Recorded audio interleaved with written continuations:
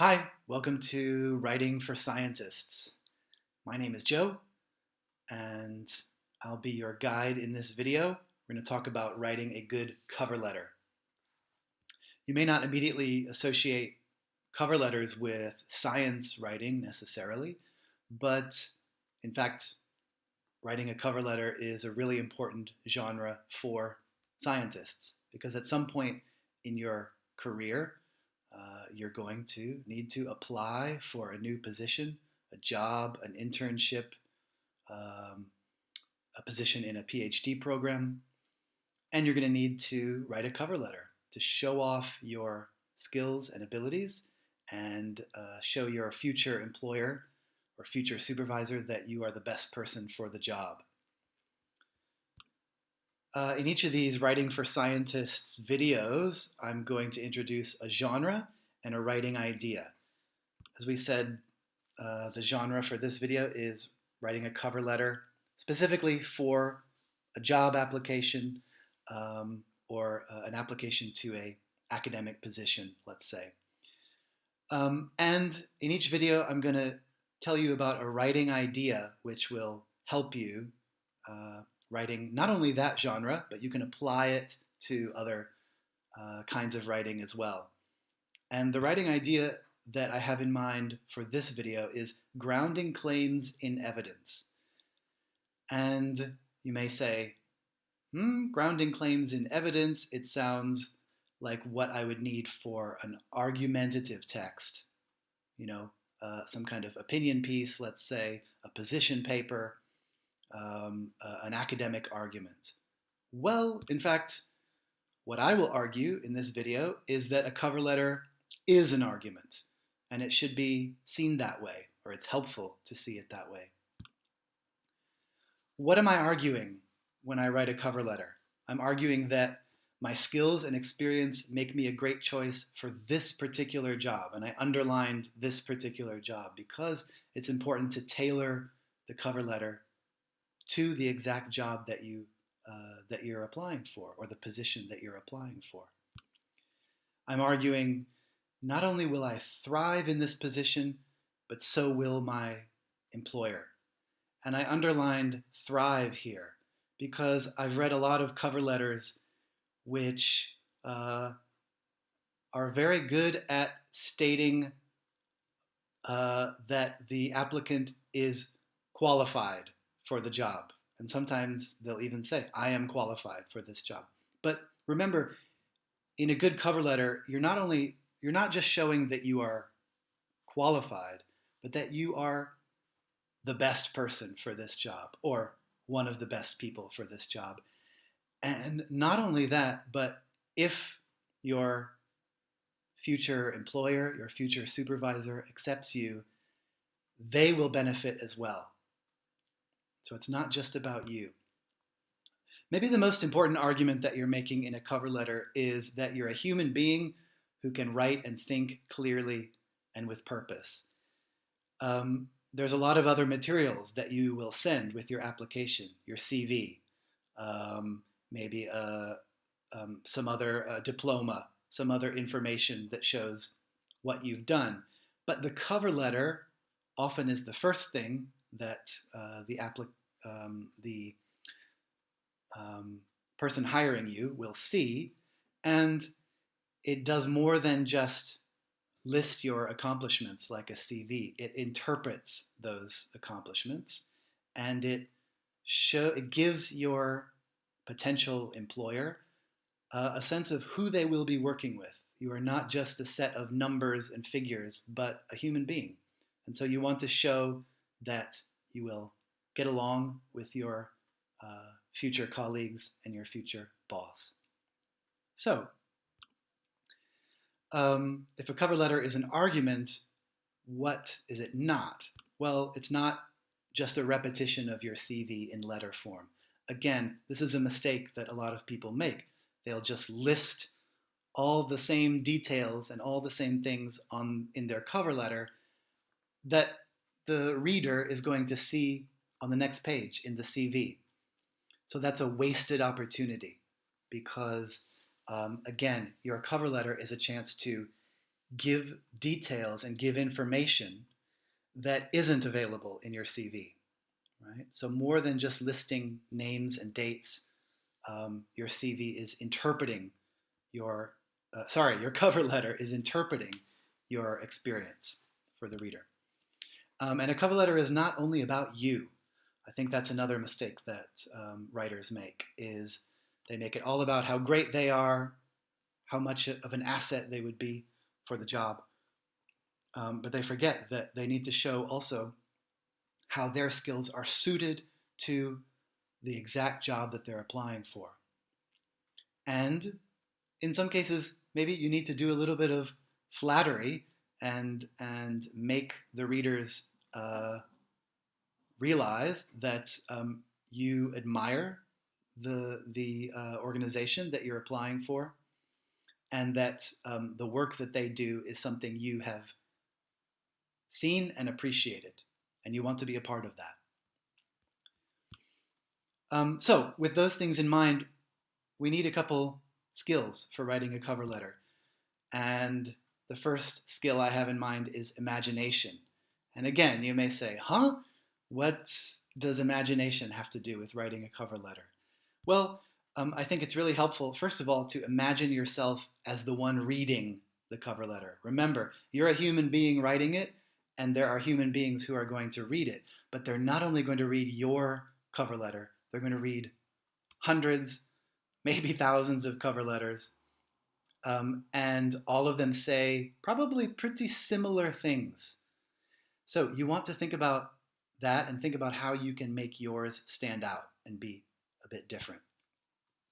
You also, I think, need to imagine yourself already on the job. Imagine what it will be like to step in to the office or the lab on the first day and interact with these people who are going to be your colleagues. And the better that you can imagine that, and the more you can put that into your cover letter, then the better your boss or your future boss or employer can imagine you working for them and that organization. But your imagination, of course, needs to be based on research. And so here you might be a little bit more comfortable with this idea, right? But I'm not talking about the research that you have done in your field, but I'm talking about researching the organization that you want to work for or the university that you want to work for. You might need to do a little bit of Google stalking. And when I have written cover letters before, sometimes it has felt like this. I have spent hours looking at the company website or the university website, seeing who works there, thinking about who I want to work with and why. Again, the point of this is so you can name specific names and be specific. So that brings us to our writing idea. And like I said, the writing idea is grounding claims in evidence. Again, any argument would need to do that, but the way you do it in a cover letter might be slightly different. First of all, what are the claims that are in a cover letter? Okay.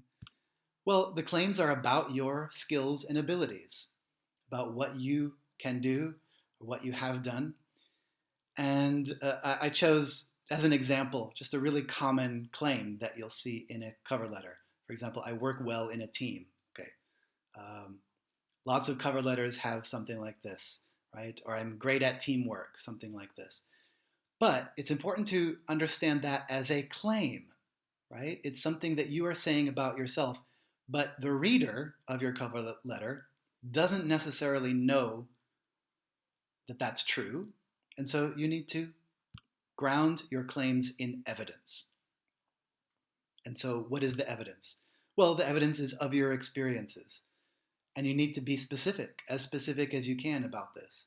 So in this case, for example, if you led research projects, well, this begins to show your reader that the claim that you made, I work well in a team, if you were the leader of research projects, then that's a good sign maybe that you work well in a team. So you're showing basically the evidence for your claims. And the evidence, again, should be grounded in specific details. Many people maybe can say sort of generally, well, I led research projects. But you want to think of details that your CV won't show, that are relevant to the job, and that are impressive, and that, again, show not only that you've done these things, but that they were extremely successful, or that they apply directly to the job or the position that you're applying for.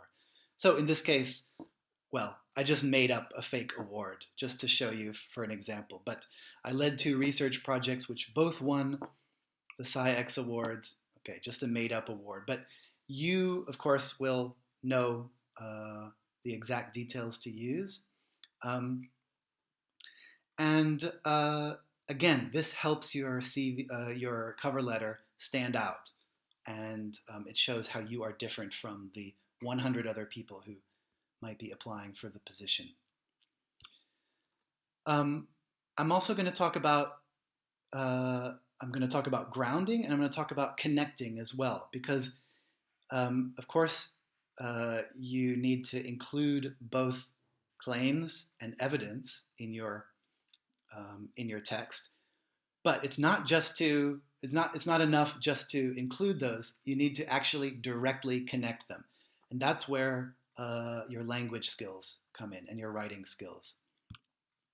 So, what are some things that can help you connect your claims to your evidence and ground them? Connecting words and phrases. These are the things that you learned in English class, right? Logical connections, because, so, while, as well as, and a million others. I included 2 words here that I would avoid in a cover letter. Many English learners love these words, like moreover and furthermore. Because you learned them in English class, maybe, they sound impressive. But actually, in a cover letter, they might sound a bit too stuffy, a bit too academic. But more importantly, really all those words are saying is just and also, okay? So there's no need to use these fancy big words when you can just say it more simply, right? And or make a stronger logical connection than just and, right? Another language trick that helps is using compound sentences and putting the claim and the evidence in the same sentence. Okay, and you can do it either way: claim because evidence, evidence and so claim. Right? You can sort of play around with the structure, but using those connecting words and putting them together in the same sentence really drives home the point that these things are connected. One has led to the other, and one is connected to the other. And then finally, paragraphs are really important. And again, this goes back to maybe some of the things you have learned in the past about writing an essay or writing an argument. Remember this idea, maybe you were told at the top of the essay, put your thesis statement. What is your main point? At the top of every paragraph, put the topic sentence. What is the main point of this paragraph? How does this paragraph lead back to your main argument? These things are just as true in a cover letter as they would be in an essay or an argument. So let's look at some examples, and I'll show you more specifically how this might work in real life. So I'm going to flip over to a few examples. Now, I have 3 examples to show you. I'm not going to read all of them out because I think that would take a little bit too much time.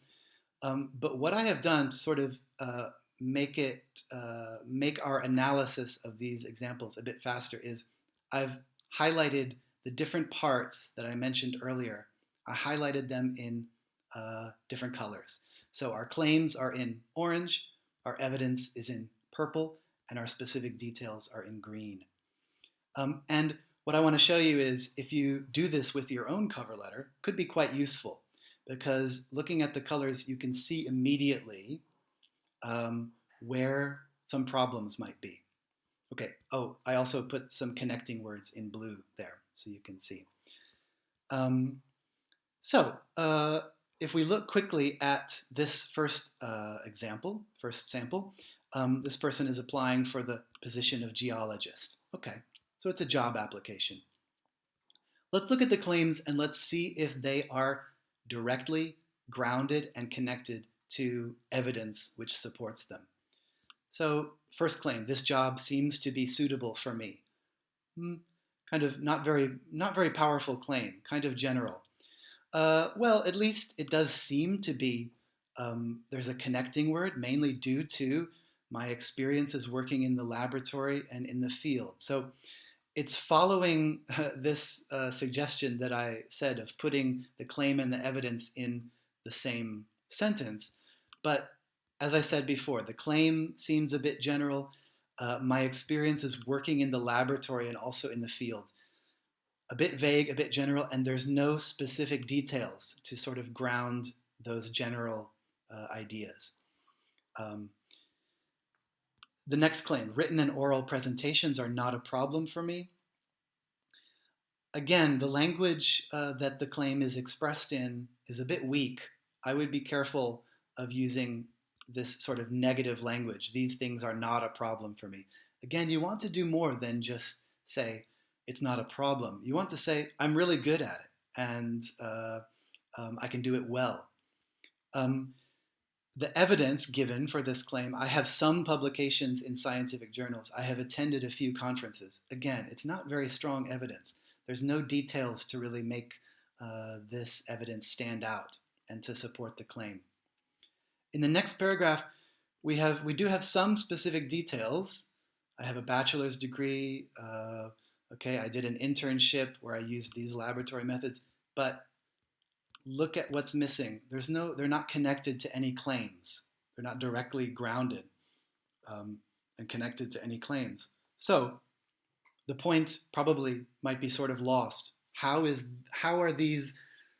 this experience going to make this person a good um, applicant? The next claim, I think I'm suitable for this position. Well, that's just a repetition of the first claim. Um, I'm good in team leading. I have no problem working individually as necessary. Aha, finally, maybe we have some more specific claims, and those could be useful things for the employer or the reader of the letter to think about. But what's the problem? They're not grounded in any evidence. The writer gives no evidence for this. How do we know that they're good in team leading? We don't hear anything about their experiences that would make them good. I have no problem working individually. How do I know whether that's true? Instead, I get this detail. I'm an active driver with a B driving license. Very specific, but what does it have to do with the job? Remember, we're applying to be a geologist. I mean, maybe you have to have a B driver's license to be a geologist, but it's not immediately clear to me why that would be the case. So it seems like we have a kind of irrelevant detail there. Again, just kind of wasting space. The last claim, I am loyal and assertive, but I expect flexible working time and career progression. That's not evidence for that claim. In fact, that's really going too far, I think, and making a demand or making an expectation. And especially considering how weak this cover letter is, if I was the writer of this, I wouldn't be going and making such big demands on somebody who might not even consider me for the position. Okay, so we've seen maybe some of the problems with this one. Let's look at the second example.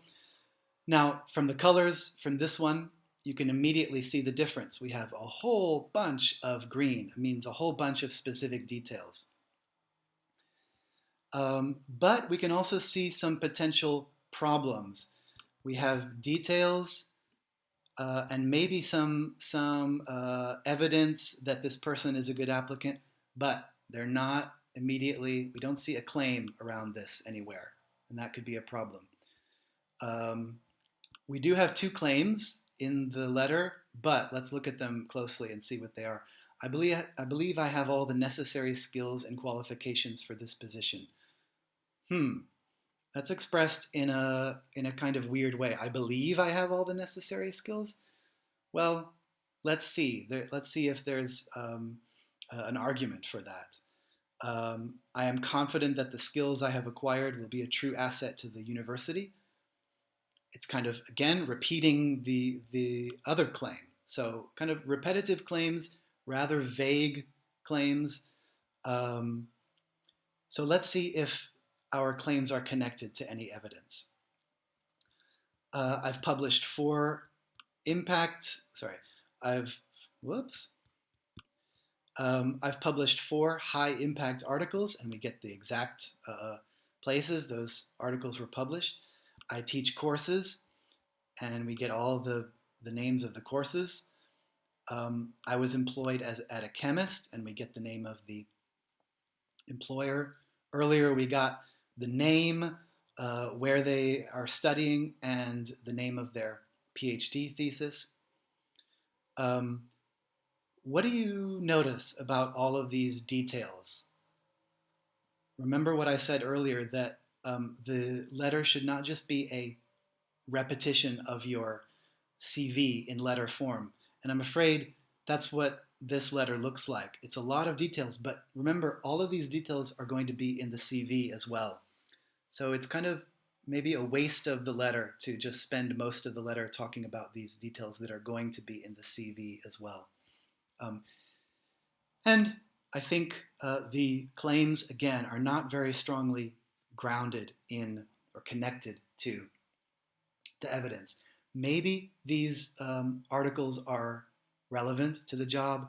Maybe the experience is relevant, but the author of the letter has not made that clear, has not made that direct.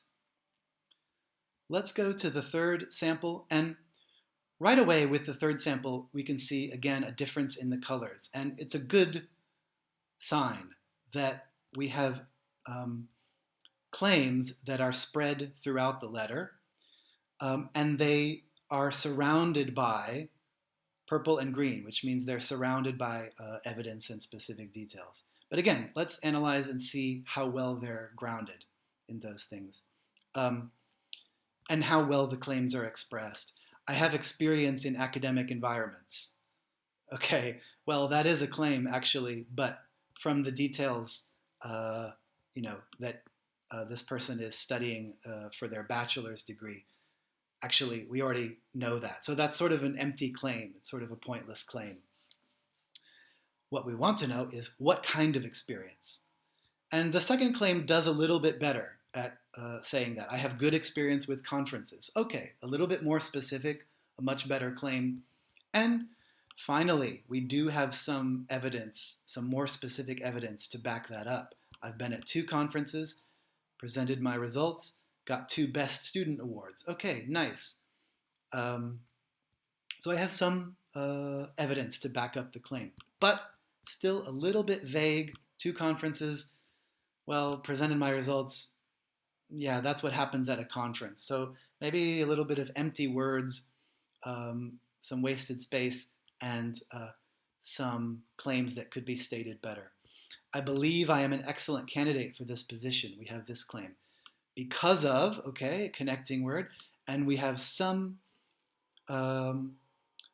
evidence. And actually, these are really nice phrases. My experience, my enthusiasm, my passion for gemstones and science. So I like that. I like that language. But it's sort of, again, it's still not that specific. So I think we could do a better job of making it a bit more specific. I think that teamwork is not a problem for me. Yeah, again, we want to watch out about that not a problem type phrase, which doesn't sound very strong in English. It sounds kind of weak, actually, and it sounds negative. Instead of saying that teamwork is not a problem, you want to say, I'm great at teamwork. But we don't have, with this claim, we don't have a direct connection. It's not directly connected in the language to the evidence. But maybe the evidence is there. I cooperate with archaeologists, okay? I've been a member of SGA for several years. So maybe there is some evidence there, but I think the author could do a better job of connecting it to the claim. Final claim, I'm confident that the skills I've acquired will be a true asset to the Gemological Institute of America. Well, yeah, again, nice sounding language, but instead of just saying I believe or I am confident, um, the author could do a better job of connecting logically those claims to some evidence. So I think this letter is probably the best of the bunch, and there's some more specific claims, and there's actually a lot of really good specific um, evidence. But I think the author could do a better job of connecting it to the claims. So um, let's look at my sort of rewrite of this letter. And um, um, what I have done is to try to move things around and maximize the connecting and the grounding of the all this quite good maybe potential evidence and potential details in the original, but make them more um, grounded and connected to the claims. So, for example, you can see immediately from the colors that I've made the first paragraph really much more filled with claims, actually, a bunch of claims. What I'm trying to do here is to create an overall point for the cover letter, a memorable sort of main idea. I moved some of this language, like a great passion for gemstones, enthusiasm.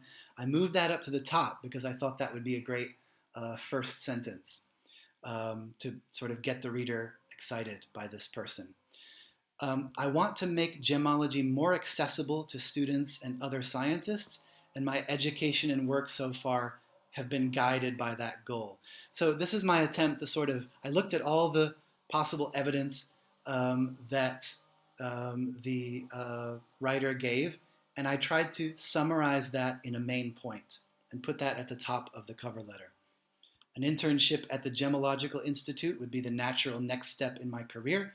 I look forward to using my skills as a grant writer, teacher, presenter, and interdisciplinary collaborator to further GIA's mission to foster new generations of gemologists. And here you can see I did my research. I looked a bit at the website of GIA. I found their mission statement.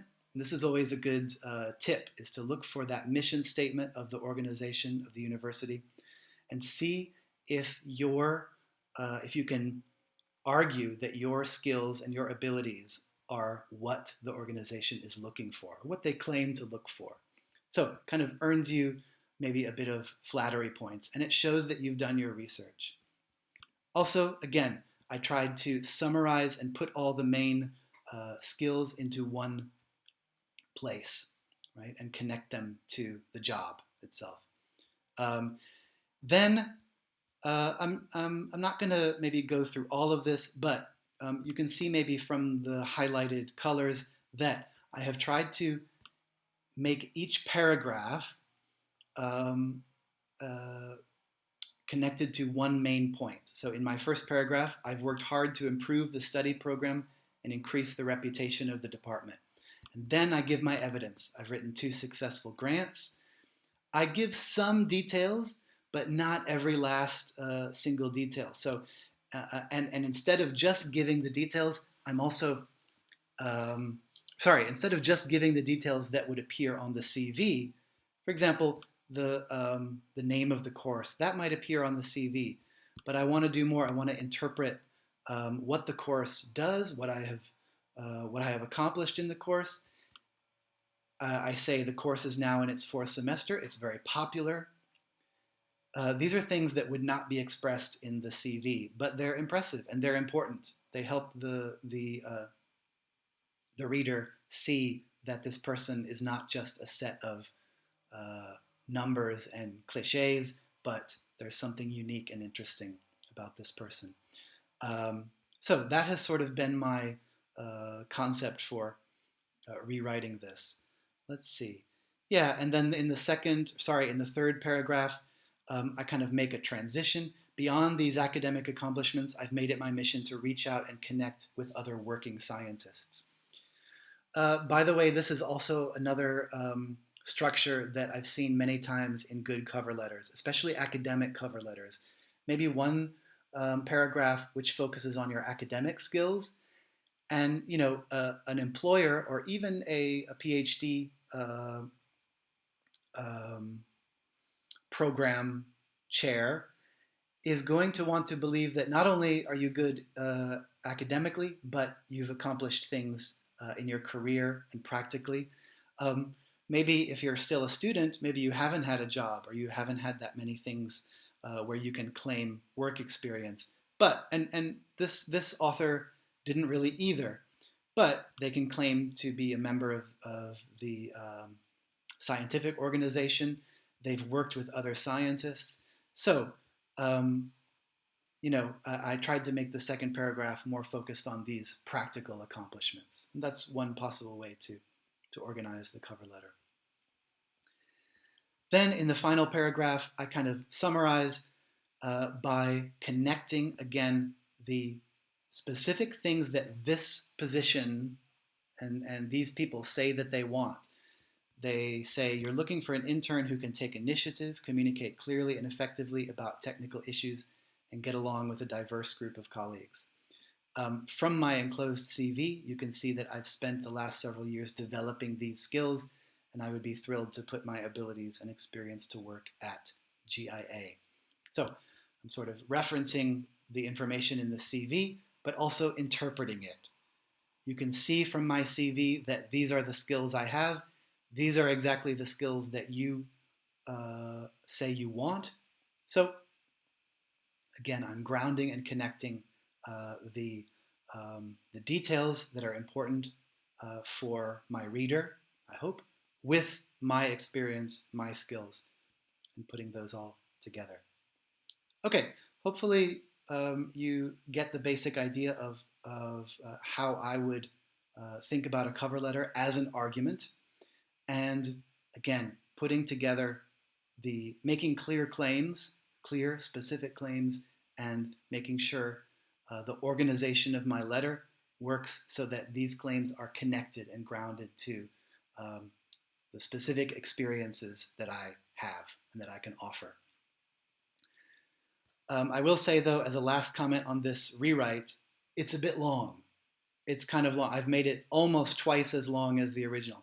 And I have to admit, that could be a bit of a problem. Really, a cover letter should probably only, it should fit on that first page. If your cover letter is spilling on to the next page, you're probably going too far and making the reader sort of look at details that aren't necessary. So, if this were my cover letter, maybe I would consider cutting some of these details out or cutting some of the evidence out. I would probably still keep my main claims, but try to say it a bit more succinctly. So, if you want, you can take a look at my rewrite and work on making it a bit more succinct. Hopefully this gave you some ideas of thinking about cover letters in different ways, in new ways, and hopefully this was helpful. If you would like me or my colleagues to take a look at your cover letter and give you some advice for improving it, or really any text in English, if you want some feedback on it and some tools and some references to help you write better, come to the Writing Lab. Here's our internet pages. You can find us here, and we'll sit down with you and give some tips. I won't rewrite your cover letter as I showed in this video, but I will give you the strategies and the tips to help you rewrite it. So thanks for listening, and I'll see you in the next Writing for Scientists video. Bye.